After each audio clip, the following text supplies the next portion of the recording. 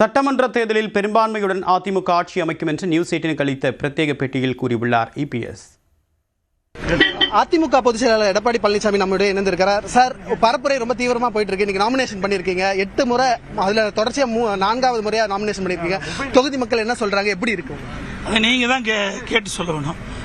எடப்பாடி சட்டமன்ற தொகுதியை பொறுத்த வரைக்கும் இன்னைக்கு வாக்காளர் பெருமக்கள் மீண்டும் அனைத்து இந்திய அண்ணா திராவிட முன்னேற்ற கழக ஆட்சி வெற்றி பெற்று ஆட்சி அமைக்க வேண்டும். அந்த அடிப்படையில் நான் எடப்பாடி சட்டமன்ற தொகுதியில் போட்டியிடுகின்றேன்.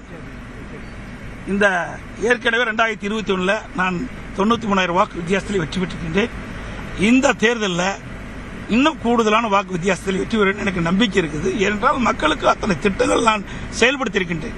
எடப்பாடி சட்டமன்ற தொகுதி மட்டுமல்ல, 234 சட்டமன்ற தொகுதியிலும் அனைத்து இந்திய அண்ணா திராவிட முன்னேற்ற கழக ஆட்சி இருக்கின்ற பொழுது அந்த மக்களுடைய கோரிக்கை ஏற்று எங்களுடைய அமைச்சர்கள் இருந்தாங்க, அப்போ சட்டமன்றம் இருந்தாங்க, அவருடைய கோரிக்கை ஏற்று எங்களுடைய கழக நிர்வாகிகள் பொதுமக்களுடைய கோரிக்கை ஏற்று நிறைய திட்டங்கள்ல அனைத்து சட்டமன்ற தொகுதியும் நிறைவேற்றியிருக்கிறோம். எங்களுக்கு பெரும் நம்பிக்கை இருக்கிறது. மீண்டும் அதிமுக ஆட்சி மலரும். தேசிய ஜனநாயக கூட்டணியில் போட்டியிடுற அனைத்து வேட்பாளர்களும் அதிக இடங்களில் வெற்றி பெறுவாங்க. பெரும்பான்மையோடு அதிமுக ஆட்சி அமைக்கும். நன்றி, வணக்கம்.